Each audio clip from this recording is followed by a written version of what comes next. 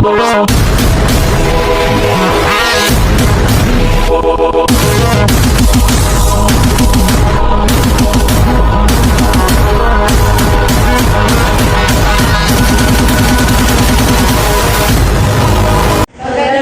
buhay, visitors! Ayan, maraming salamat. Bago tayo magsimula sa ating talakayan, tayo muna ay manalangin na pangunahan ni Jessa. Maaari ka bang pumunta sa harapan? Ayun po at manalangin. Mahal namin Jesus, kami po ay bantayan. Sa aming paglaki, kami po ay patnubayan. Sa aming gawain, kami po ay tulungan. Sa aming pag-aaral, kami po ay gabayan. Amen. Maraming salamat. Narito ang mga alituntunin sa klase. Pakibasa nga. Opo na kaayos, kami makinig ng mabuti, lumamahok sa mga gawain at talakayan. Itaas ang kamay kung gustong sumunod. Naintindihan po ba ang mga alituntunin sa ating klase? Opo. Okay, masaya at tumawa ka.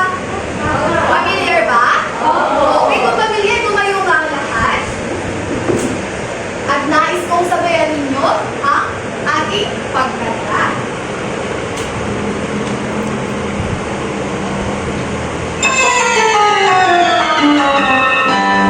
Kung ikaw ay masaya, tumawa ka. Kung ikaw ay masaya, tumawa ka.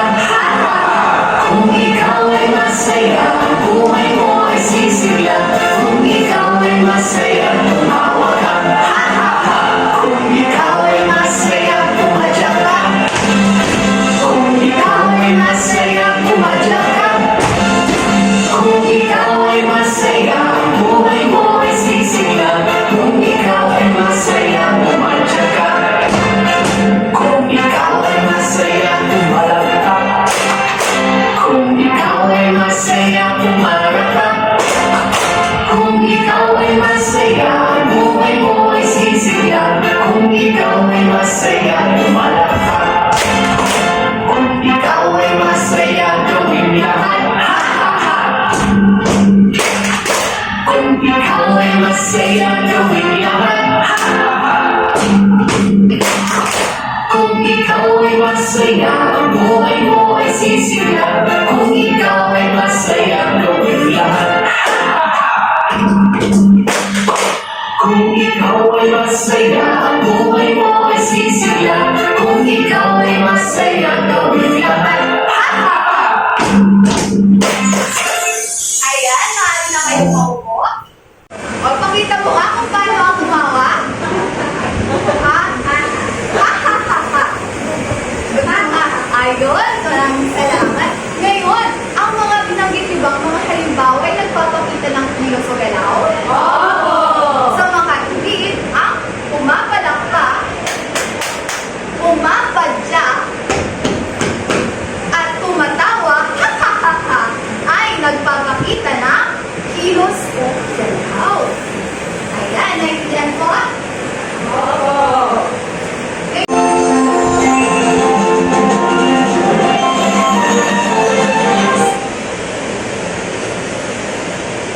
Siya, si Doraemon, ang matalikong kaibigan. Kilala niyo ba si Doraemon, mga bata? Opo. Eh, kung kilala niyo si Doraemon, anong meron si Doraemon? Mahiwagang? Sabihin na, mahiwagang bulsa? Mahiwagang bulsa. Ayan. Gamit ang mahiwagang bulsa ni Doraemon, ay naglalaman ng mga salita na kung saan itatapat nyo sa mga larawang nakadikit sa pusaka. Naintindihan mo ba? Opo. O ngayon, kaibigang Doraemon, ipiman mo nga sa akin kung sino gusto mong bumunot sa iyong mahiwagang bulsa. Jeremy, ikaw daw ang gusto kong bumunot sa mahiwagang bulsa ni Doraemon.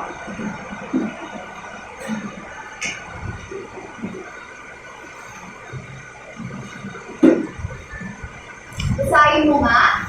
Nagbabasa. Nagbabasa o ngayon. Batay sa mga larawang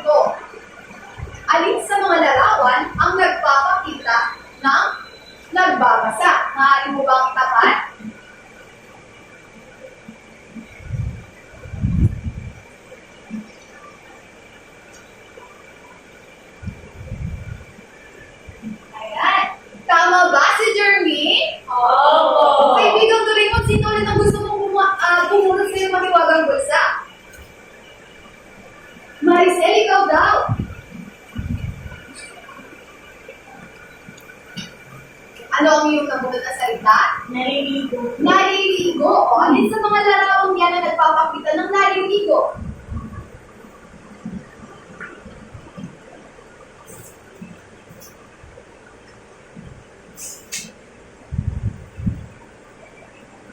Dapat mo nga kung anong larawan. Ayan, mahusay. Tama ba si Maricel? Opo. Okay. Sino ba kaya ang gustong pumunod na Raymond? Des, ikaw daw gustong pumunod sa maliwagang bulsa ni Doraemon.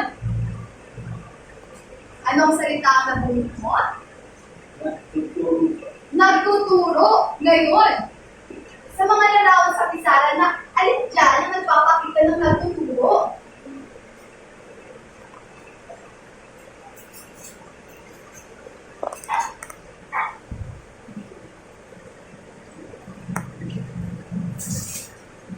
Maaari mo bang itapat sa larawang iyon? Mahusay si Dens. Tama ba si Dens? Opo. Ngayon, kaibigan Doraemon, sino ba? Sino ba gusto mong pumunod sa iyong mahiwagang bulsa? Si Bernadette! Anong salita ang nabunod mo, anak? Nagtatanim. O, nasaan ang larawang nagtatanim?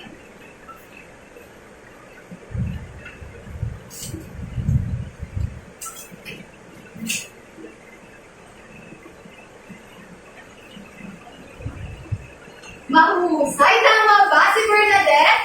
Opo. Ngayon, Raymond, sino pa ulit na gusto mong bumunod? Ay, magsusol. Sino ang marunong sa math? Taas ang kamay. Taas ang kamay at iwagay-wagay. Okay, lahat ay marunong mag-solve. Ganito ang mangyayari. May naman dito ang lapis, malaking lapis, na naglalaman ng mga numero na may katumbas na letra. Sa bawat numero ay may katumbas na letra. Ngayon, para sa unang larawan,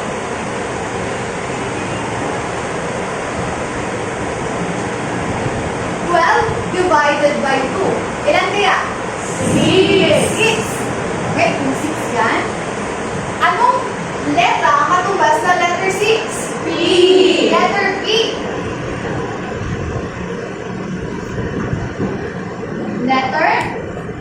Letter P. O ngayon naman, sa sumunod na larawan, maaari ba kayong pumunta sa harapan at mag-solve ng math? Sinong gusto? Taas po ang kamay. Jessa, para sa ikalawang larawan.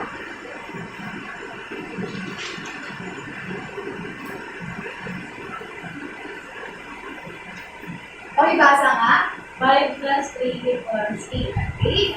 Tama ba si Jessa? Opo. Okay. Anong letra ang katumbas ng letter A? Ilang number 8? 8 po. Okay. Nasaan ang letter A?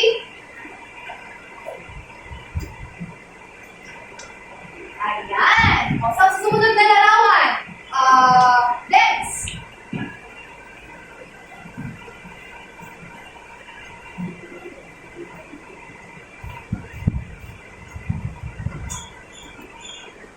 Ano na larawan? 9 minus 6. 9 minus 6 ilan? 3 po. 3. Okay. O, anong katumbas na letra ang number 3? And Letter? Letter N. Nasaan ang letter N, anak? Ayan, mahusay. Tama ba si Dens? Opo. Okay, very good, Dens.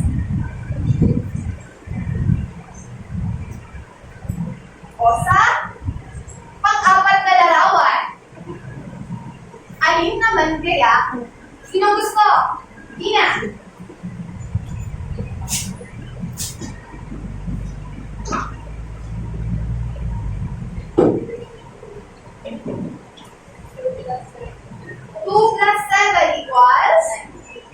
Mahusay. O anong letra ang katumbas ng letter ng number 9? Letter B. Mahusay, Ina. O sa panglimang larawan, sino gusto? Sheila, maaari ka bang pumunta sa harapan at mag-solve ng math?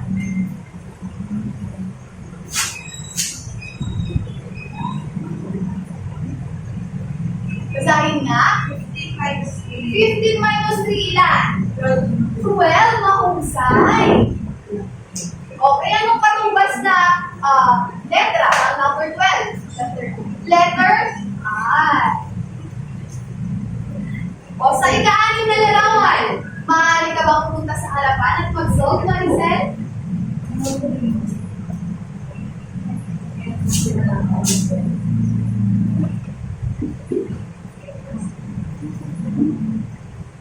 Pakibasa nga. 10 minus 3. 10 minus 3. O, ilan ang 10 minus 3? 7. O anong letra ang katubas ng number 7? W, mahusay. At ang panghuling larawan, sino kaya ang gusto mag-solve? Bernadette.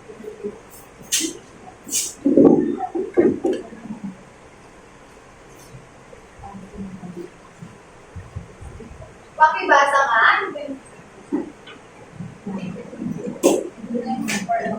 2 times 4 equals 8. O anong katumbas na letra? Letter A, mahusay.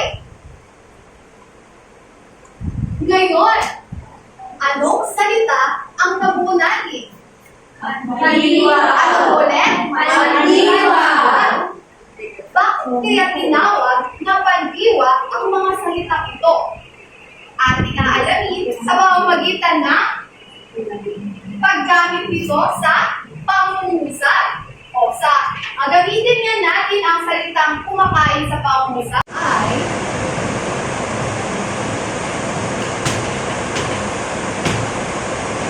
sa pamayanan.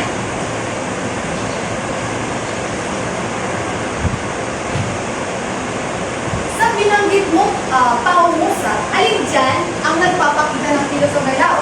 Ang salitang maaaring mong ulitin mo nga, naglilinis, maaaring mo siya. Paano ba itong salungkutan? Ang naglilinis ba ay nagpapakita ng kilos o galaw? Oo. Tama, ito ay nagpapakita ng kilos o galaw. Ang batay sa larawan, di ba? Binasa ni Miss Alimang ay ang mga salitang yan ay nagpapakita ng kilos o galaw. Ngayon, bakit ito tinawag ng pandiwa ang isang salita dahil, Jermaine? Dahil ito ay nagsasaad ng kilos o galaw. Ano ang tawag sa salitang nagsasaad ng kilos o galaw? Bernadette? Pandiwa. Ano po ulit? Pandiwa. Naintindihan po ba ang ibig sabihin ng pandiwa? Opo. Ngayon, nagtatapon ng basura sa tamang lalagyan? Opo. Natutulin ba kayo mga anak? Opo. Sa ikalawang larawan, naglilinis. Ayan. Naglilinis ang mga bata sa kanilang pamayanan upang ang kanilang paligid ay maging kaaya-aya at magandang tingnan. Ganun din ang ginagawa ng naglilinis. Pagmasdan yung ika-apat na larawan, tumatawid. Saan tumatawid ang mga bata? Anong tawag dyan? Pedestrian. Pedestrian lane. Saan ba dapat tumatawid? Saan ba ang tamang tawiran ng mga tao? Pedestrian lane. Okay. Ang mga gawain niya ay ginagawa rin natin sa pamayanan. Naintindihan po ba ang musika? Ang batang may hawak ng bola, siya ang bubunot sa manghiwagang kapon ni Ma'am Odessa. Naintindihan po ba? At ididikit natin sa bulaklak kung ito ay bulaklak at puno. Kung ang salitang nabunot nyo ay pandiwa, ididikit ito sa puno ng pandiwa. At kung sa tingin nyo naman, ang nabunot nyong salita ay hindi pandiwa, ididikit sa bulaklak ng pandiwa. Naintindihan po ba mga bata? Opo. Handa na ba kayo? Opo. Handa na ba kayong maglaro? Opo. Simulan na natin ang kung handa na, sabihin na ulit, ako. Ahu, ahu. Okay? Simulan na natin ang laro.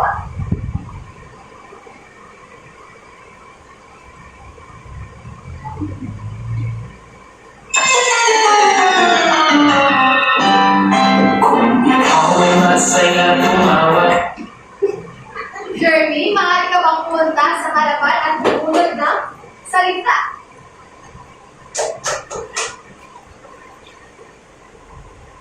Anong salita ang nabunod mo? Sumigaw. Sa tingin mo, ito ba ay pandiwa o di pandiwa? Pandiwa. Bakit mo nasabi ito ay pandiwa? Dahil nagsasabi ko ng hilo. Tama ba si Jeremy? Oo. O bigyan nga natin si Jeremy ng very good clap. 1, 2, 3, 1, 2, 3, very good, very good. Idikit ko siya saan siya idikit? Sa puno o sa bulaklak? Sa puno. Okay, mahusay, Jeremy. O, pagituloy natin ang ating laro. Kung ikaw ay masaya, tumawa ka. Benz, maaari ka bang pumunta sa harapan at bumunod ng salita?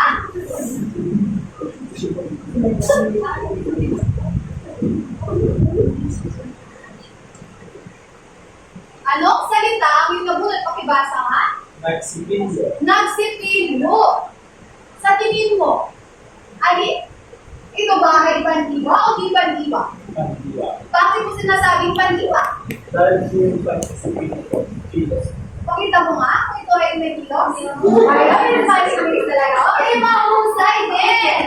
Saan mo siya ididikit? Sa puno ba o sa pinakpan? Mahusay, bigyan nga natin si Dance ng very good clap din. 1, 2, 3, 1, 2, 3, very good, very good. Okay, nasa na ang bola. Ituloy natin ang laro. Kung ikaw ay masaya, buhay mo ay sisigla. Kung ikaw ay Okay, Maricel. Maaari ka bang bumulot sa mahiwagang kakuan ni Mama Deza? Teacher, tumungit. Kumupit.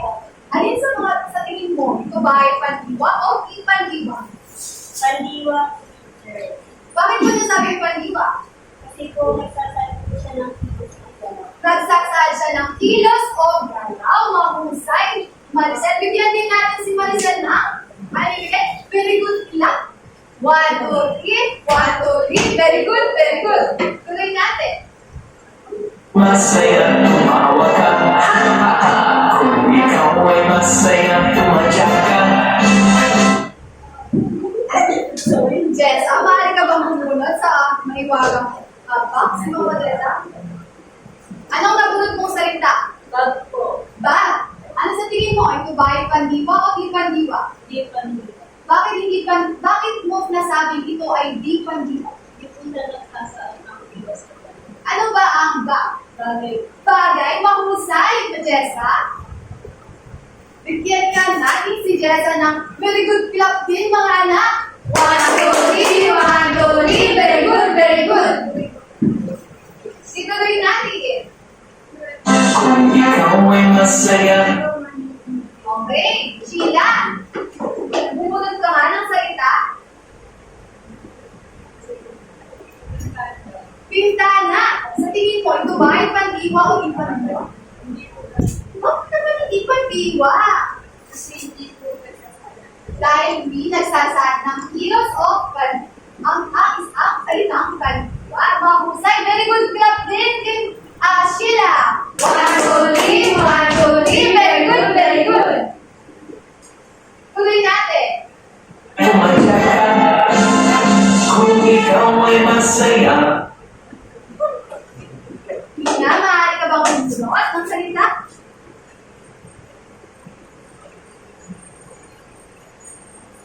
Basahin mo ang nabunod mong salita. Television po. Television. Ito ba ay pandiwa o di pandiwa? Di pandiwa po. Bakit mo nasabi di pandiwa? Kasi po, hindi po nagsasabi ng hilo sa galaw. Ang television ba ay isang Sabi po. bagay? Mahusay isa rin. Very good luck kay Tina. 1, 2, 3, 1, 2, 3. Very good, very good. ang buhay mo ay sisigla. Kung ikaw ay masaya, tumadyak ka. Bernadette! Bumunod ka ulit sa ating mahiwagang box or tabon. Ano ang nabunod mong salita? Tumakbo. O iba, sa tingin mo, ito ba ay pandiwa o di pandiwa? Pandiwa. Bakit mo nasabing pandiwa? O kung sa tingin mo nagsasal siya ng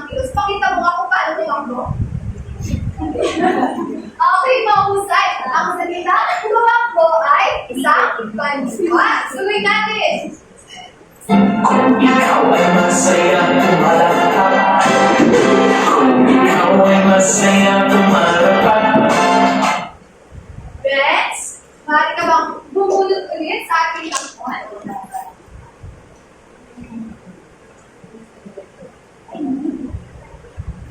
Anong salita ang iyong nabunot? Sumasayaw. Ito ba ay nagpapakita ng kilos o Kilos po. bakit? O kung sa tingin mo ang salitang sumasayaw ay nagpapakita ng kilos, pakitaan mo nga kami ng kilos ng sumasayaw. Hindi po pala Sabi mo kanina kilos. O ito ba ay pandiwa o di pandiwa? Pandiwa. Okay, pag-read ko siya sa puno na puno na pandiwa. Okay. Meron pa tayong dalawang salita. Sino kayo mas pwede? Pupunot ulit.